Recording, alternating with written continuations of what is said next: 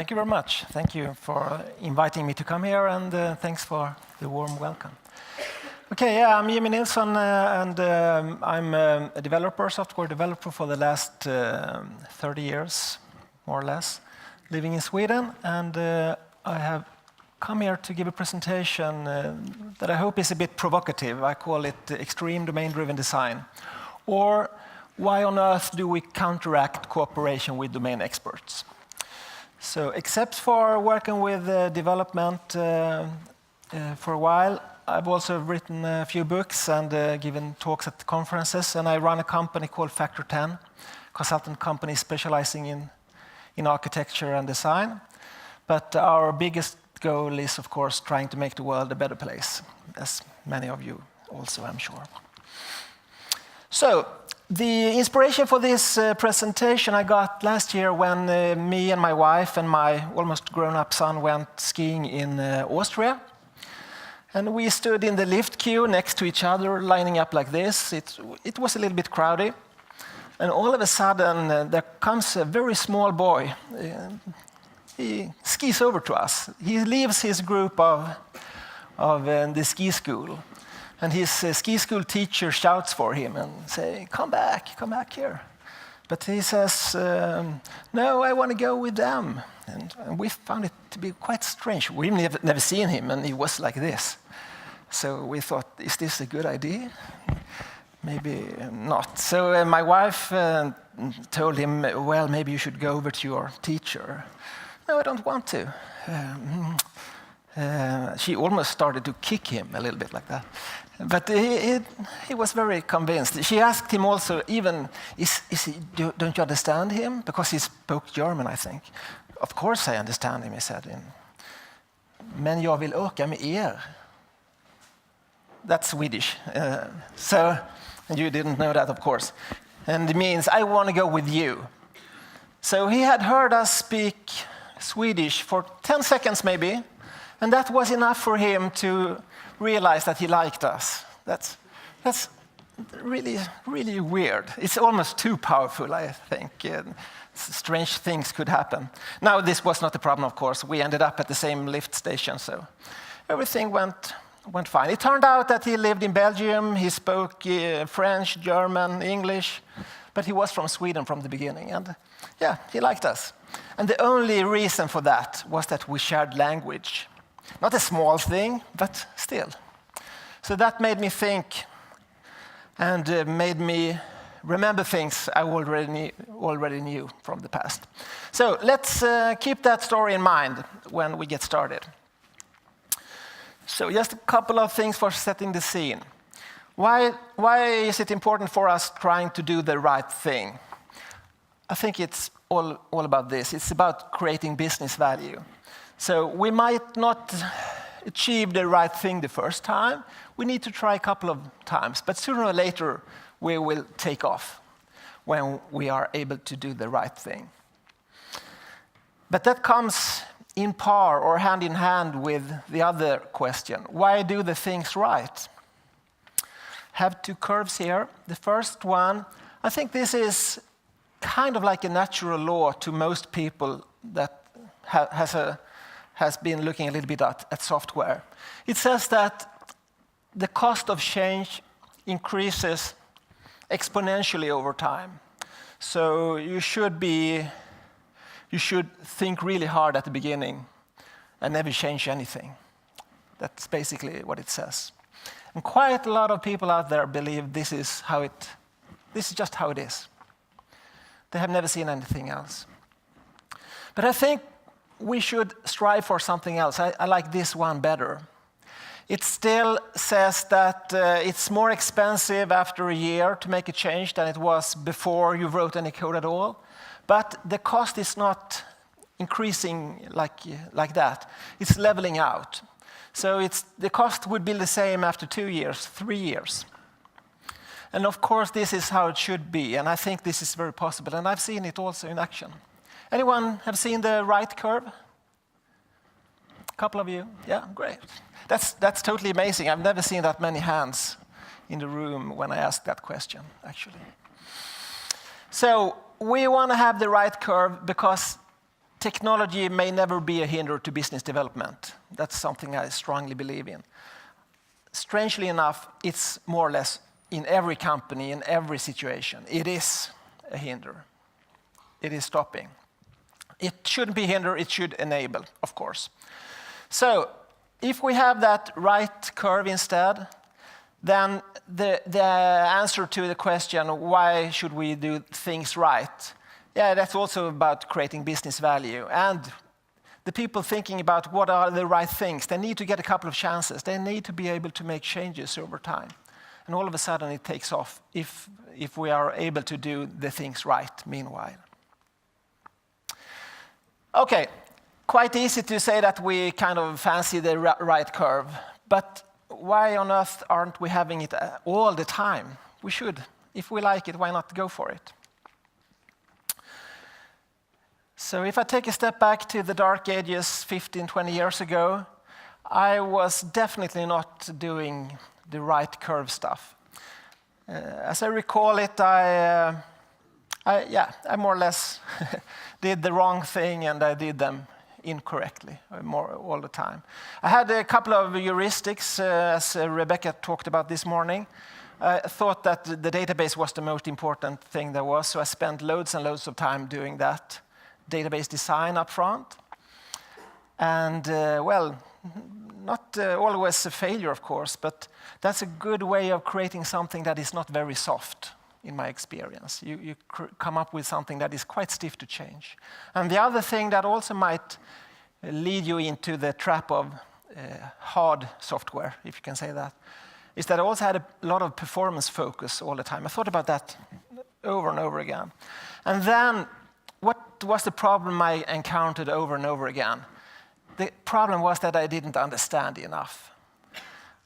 I didn't understand at day one. I understood more over time, of course. That's how it goes. But it was not very nice to learn stuff when you knew you had a situation you couldn't change easily.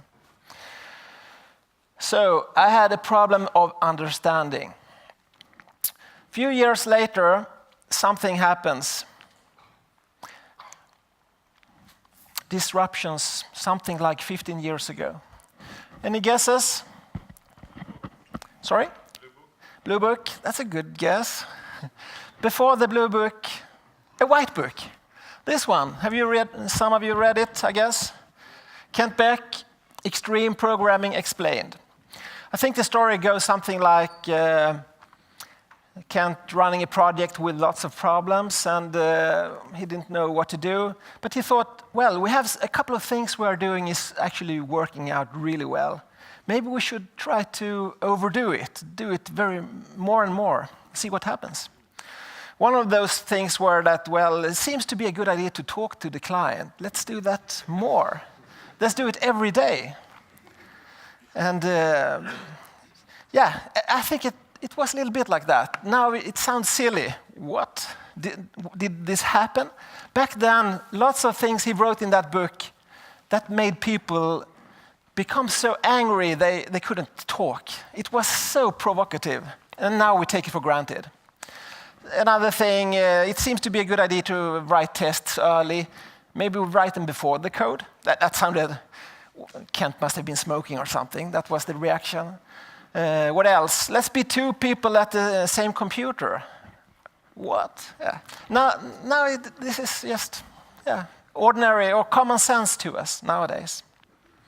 Actually, I was at the other side of the world this Christmas, and I, by coincidence, ran into Kent. And he told me, we had a talk over a wine, what's the name? We tried out some wines. And he said, so you know Eric Evans. Actually, he was a junior in one of my projects. And I thought, oh my God, I wanted to be in that project. What a strange situation, Kent and Eric. Because the other disruption is, of course, the Blue Book. I think that made a very big impact on my life as a developer, at least. And that was almost the same. a couple of things there is overdoing what obviously works. For example, one important thing from the Blue Book is that let's try to find a ubiquitous language that we talk and we use everywhere, instead of trying to come up with our own ideas of how language should look like. And to me, actually, in the past, I thought that was really strange. Use the same language as the client? That's just beyond. So when the client said vendor and customer, I always came up with maybe it is abstract enough. And I added the translations. Again, you wouldn't do this nowadays. It's so obvious.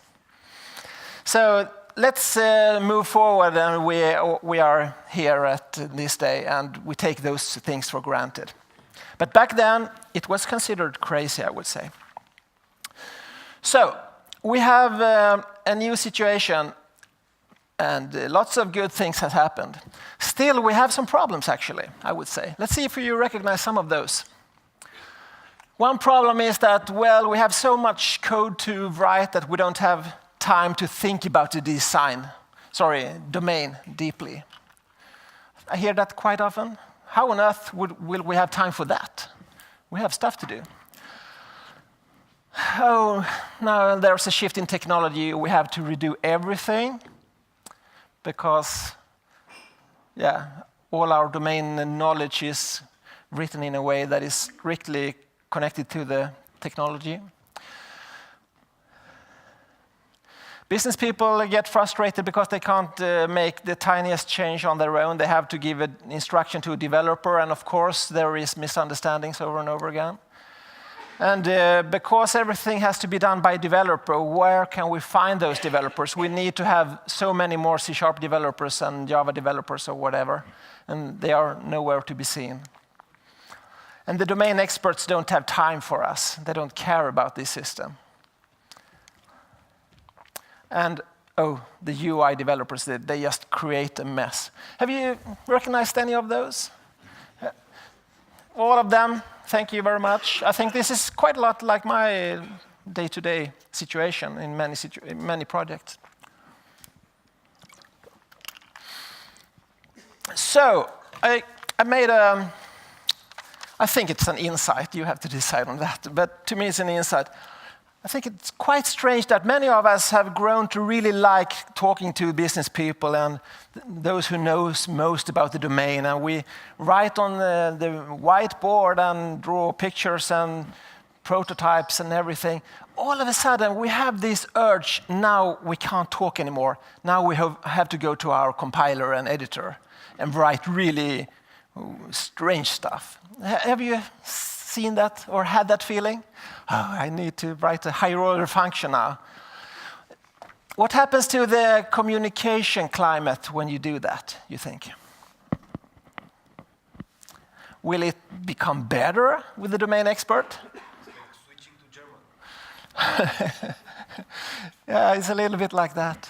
So, because what I said, the domain expert don't have time, I would take a little guess that maybe some reason for that might be that when you say 10 technical words in a minute, he or she will, whoop, oh my God.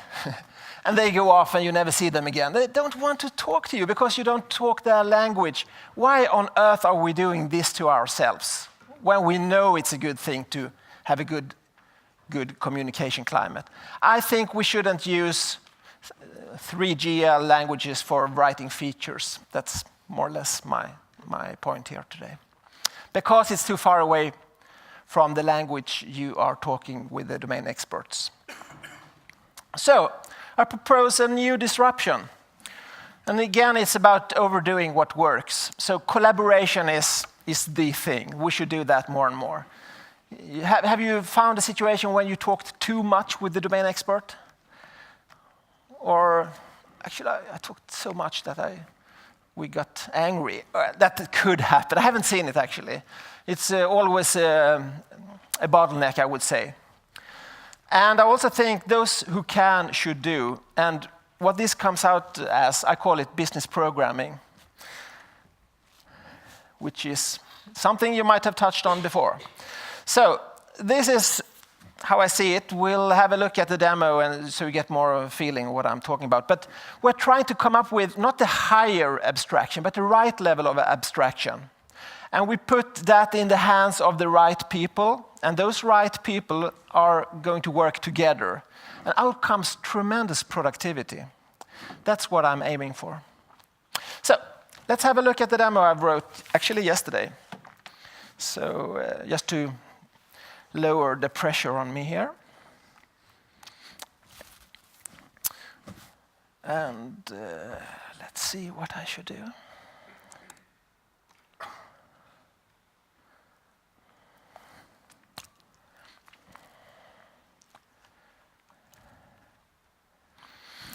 Oh, there. Okay. So this is a totally made-up demo. I haven't been working for Volvo in a long time. But anyway, let's say Volvo is having this idea. They are becoming more of a real insurance company. So they have started to build some software for doing that. And the first little piece they wrote were possibility of finding clients and creating new ones. So here I can write Amsterdam, and there is my hit list, and I pick that one. And now I can edit this information. So I can say, yeah, you see the save button is lit up when I edit here, so I can save it. Unfortunately, this might not be a good idea. So we will go and make this a little bit better. And this is described in this little program here. Oops. Is it possible to see? So here is the model for what you just saw. And here I've tried to come up with a little language that is suitable for Volvo and their domain experts in the insurance business. Actually, this is just a starting point, so it's... I dislike that.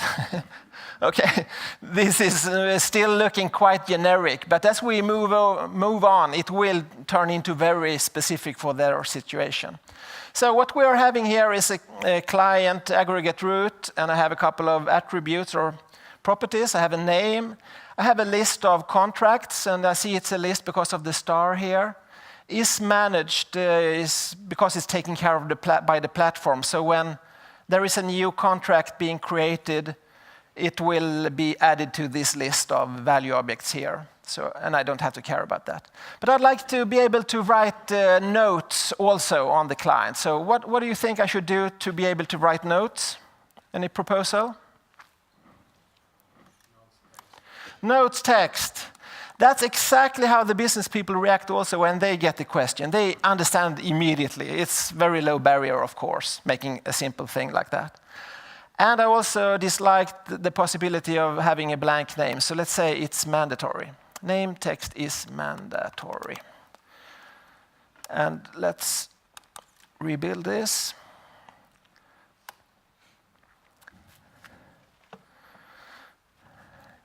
In all its simplicity, there's loads of technical crap underneath, like Docker and yada, yada, yada. So, but I'm not thinking too much about it when I'm working on the domain model, as you saw. So with some luck, I will be able to. So, we are back. And let's go back to Amsterdam. And we found Big Corp, and now, oh, whew, that first piece worked. As you see, I get a red, and I can't save any longer. And that's not, I didn't make a change to the UI. The domain model, the central piece of logic is sending metadata everywhere, and you can't bypass it. So I didn't make a dry violation against dry here. But we're not seeing notes. And the reason for that is, in the past, I've been trying this for years and years and trying it over and over again. At one point, I thought it was a good idea to actually generate a user interface as well from the domain model. I've come to the conclusion it's a bad idea. you can never keep up with the expectations of a good user interface because that's increasing dramatically. So I'm actually writing that by hand. I'm not the guy who should do that. We should have a specialist for that, and we can. But let's just see that it works.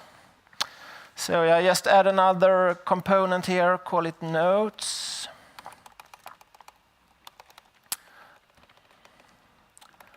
And notes.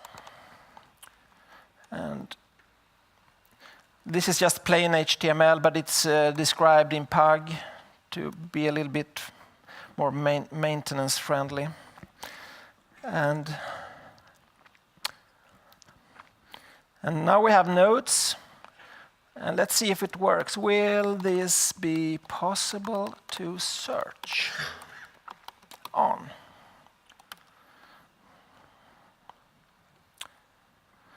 So if I type now, I will hopefully, it will this.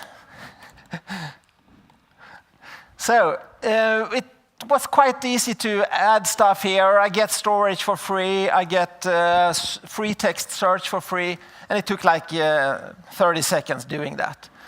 And showing something like this, working with the business people, they get very excited immediately. But who do you think will become a bit hesitant? Developers. They hate it. I'm not sure I understand really why. Do you hate it? Do you hate me now? Or? Because I think, to me, this is so powerful. What if we could do this, work in this way with a lot of stuff we are doing, and put our real programming skills on the tricky stuff? I think we are spending way too much time with cool languages, complex and competent languages on simple stuff. That's just fog in the way. Lots of code for nothing. So to me, this is a really interesting path to walk. I'm not trying to sell you a tool or anything. This is just a concept and an idea of how you can approach problems that I find to be really interesting. Okay, so let's go back to the presentation. Have a couple of more demos, if time allows.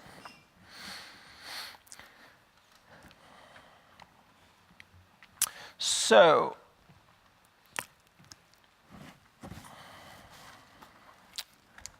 what you just saw, I had a tiny little model here.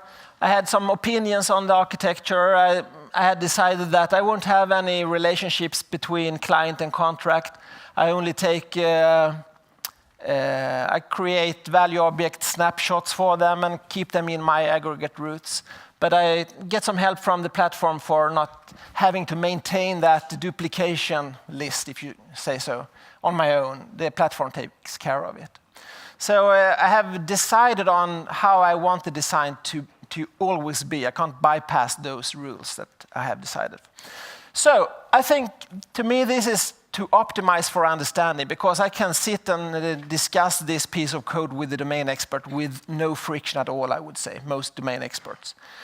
Actually, I did that a couple of years ago with C#, with a domain expert. He had a PhD in asphalt. Dr. Asphalt, I said to him every day. Actually, it turned out he could deal with C#. It was no problem. And at the end of that project, he told me, Jimmy, your work is more fun than mine.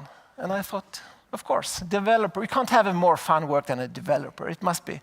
But most domain experts aren't like that. I think we need to have something closer to their domain for it to work greatly.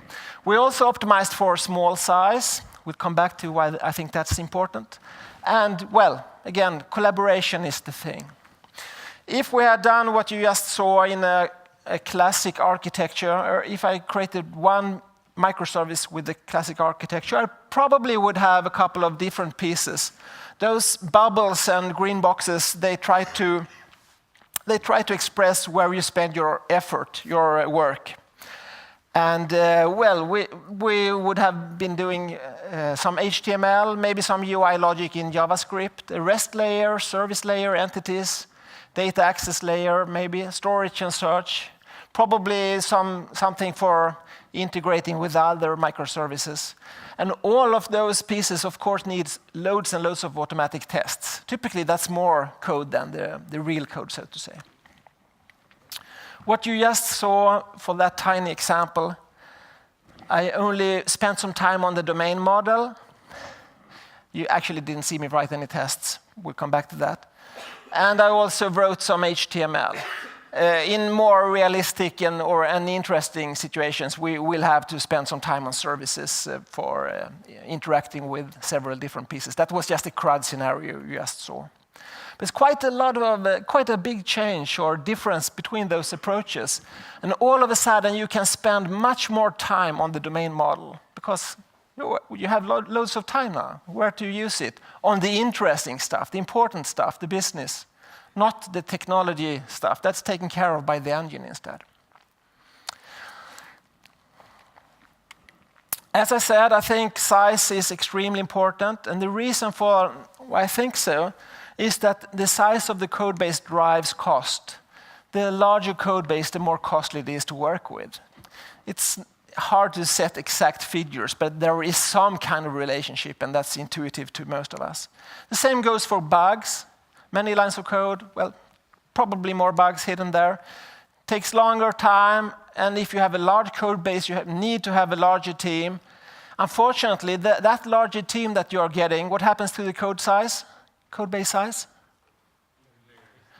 It increases, and this goes round and round, and you turn up with something amazingly large, quite fast. So to me, that is something I'm hunting for all the time, trying to keep it small. I mentioned business programming. I think that's a bad name, actually. And I've learned that the hard way. I tried to think about a couple of names I've come up with in the past. I have a few of my favorite bad examples here. The first one is COMB. What on earth can that be? Well, it's actually a sequential GUID. It's quite obvious, isn't it? Really bad. Quite ironic, since I believe naming is so important, ubiquitous language and everything. And this is, 2001, I did this. Another one, I did this 2009, Chunk Cloud Computing, CCC. What can that be? That's even worse, I think. That's actually microservices, as you know it of today. Maybe a better name might have helped it to take off earlier, I don't know. Business program, I think that's also a very bad name because it means everything and nothing.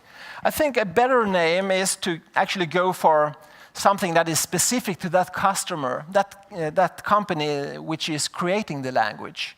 So in Ericsson had the Erlang language, as you know. So I thought Volvo, it must be Volang. Actually, that's quite fun in Swedish, but it doesn't translate well. So all of a sudden it means something.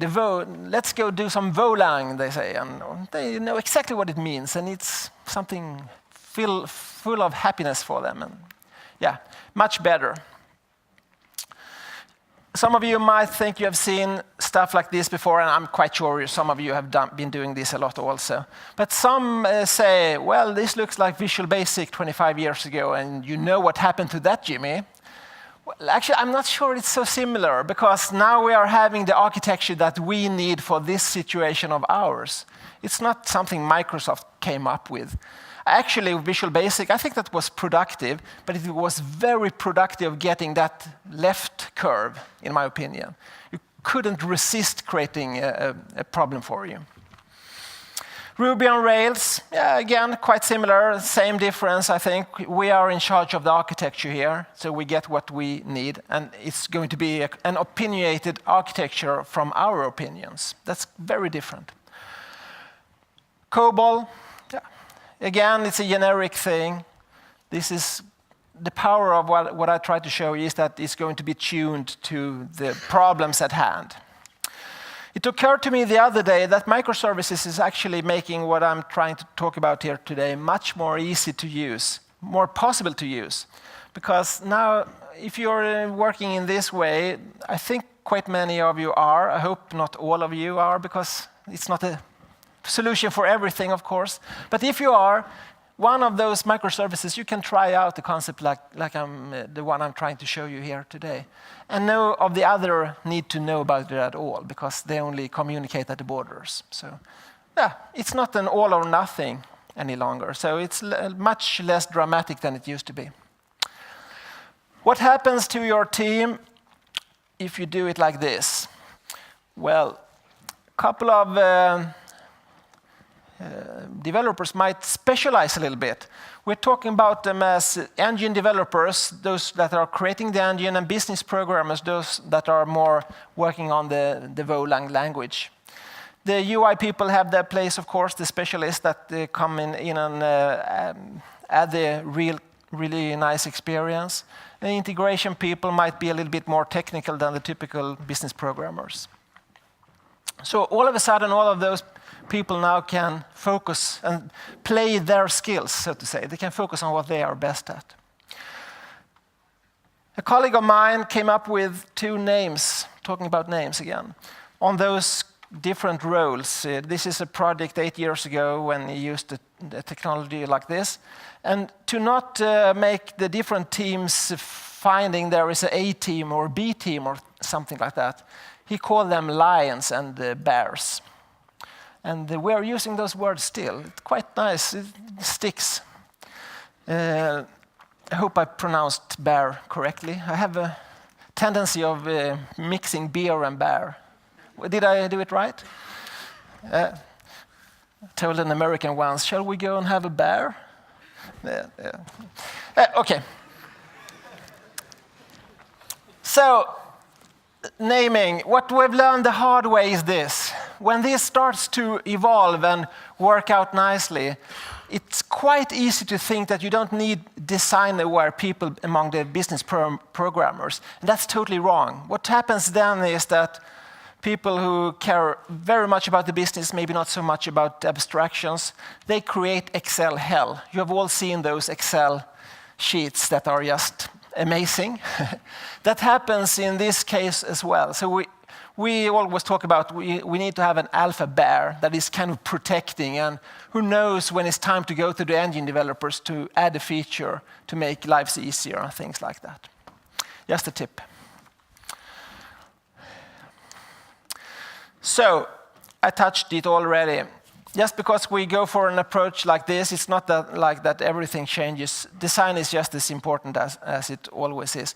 It's just that we can try out more designs per minute. We can try them out easily, quickly, and see what is working for us, what is bad. So it's not so dramatic to make a big change in your design. It goes quickly. We still need a clear target. Again, if we don't have it, we can productively create it for us, since we're moving quickly. Software development still isn't like digging a dike. The metaphor there says that, well, it's good to be very many if you're digging a dike by hand. Developing software isn't like that at all. But maybe when things mature a bit, you can be a few more business developers, business programmers, than the tiniest amount, and it works quite nice. But typically you don't need very many, because they will be quite productive. So, yeah, I touched that a couple of times. So let's have another demo. Typically tools like this in the past are not too fond of TDD, I would say. Typically, actually, it's the opposite. But to me, that's extremely important to be able to work in a TDD way. So I have prepared a little test here. Now we are moving into something slightly more interesting.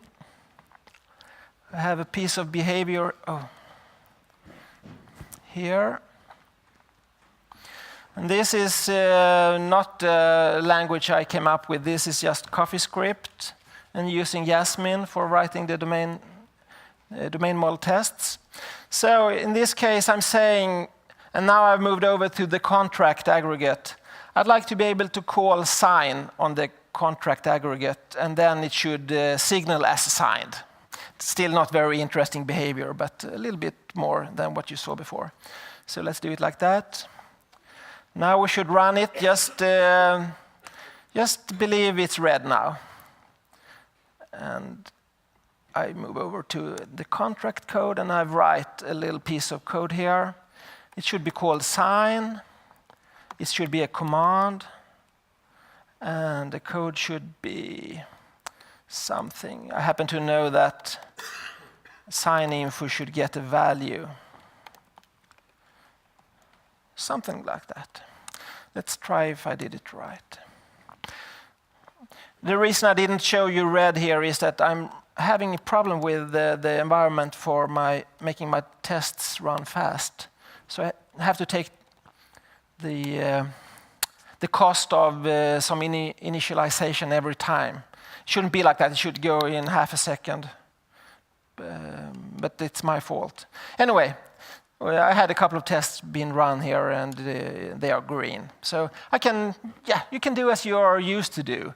Typically, this is not something the business developer will do. So we have to, you can try and see how far you can come. Maybe BDD will help them. We have a version for doing that also. But this is typically something the developer will have to protect over time, I would say.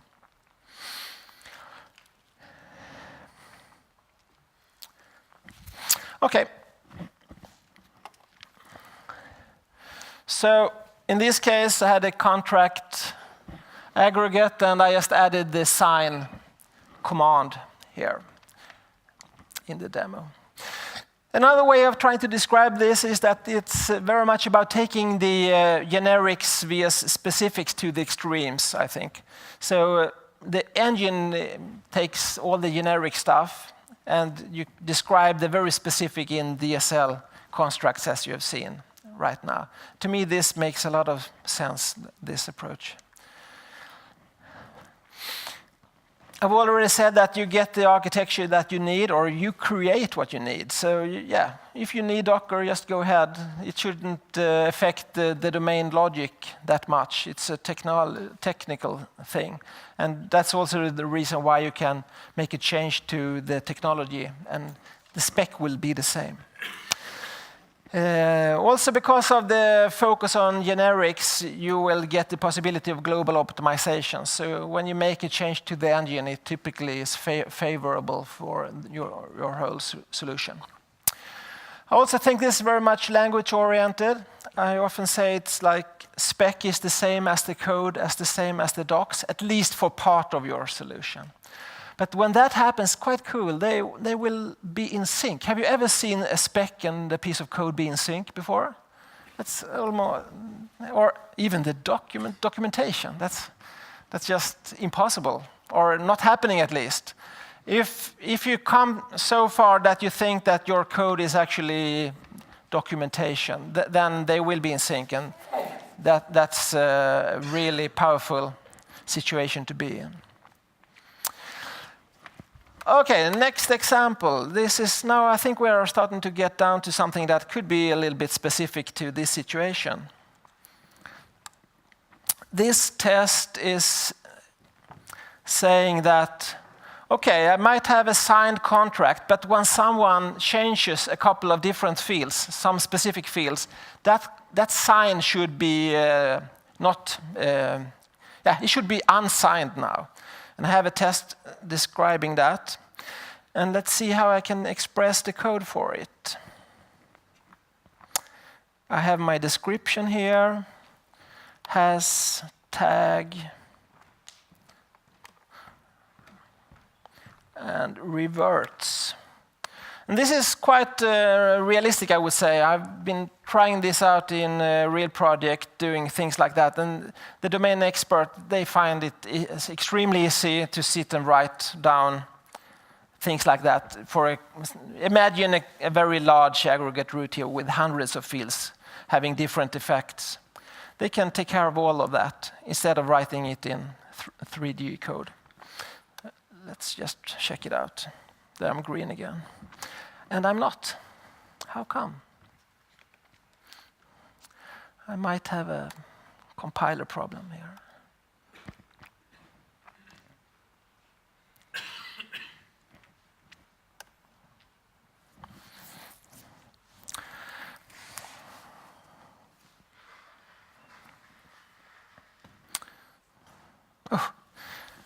that was...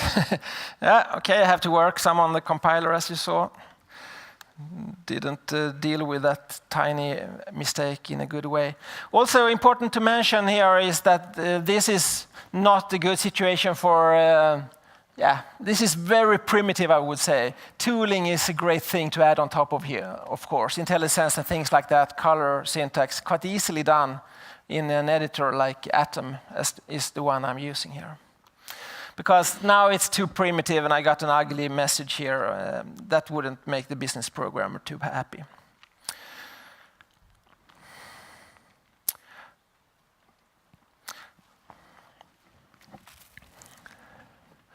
So we have different levels or layers of places of putting logic. What I've shown you now is that I can write code in the type description and in the process descriptions in the Golang language. I can generalize things still in the Golang language and create generic process fragments and DSL function libs and generic value objects. But sooner or later I will move down to the engine because it's generic things that might need the power of Scala, for example. And I create function libs down there. It's like in Excel. Sometimes you call a function that is coming from the Excel toolbox. But the difference here is that you are creating the toolbox, not Microsoft, so you don't have to wait for them. This is another way of expressing the same thing. I think let's move on. As I said, UI and UX focus is extremely important nowadays, and it's just becoming more and more important. I think we should try to, as much as possible, enable for that to happen instead of making it hard, of course. So I think this approach of letting the UI and UX people express themselves without programming, they use their tools that they are experts on, and they have some extra tags to take care of, and all of a sudden it might work out well to work in parallel. So to me, I don't think this is just enabling the situation for them. I think it's actually helping them to create something really nice.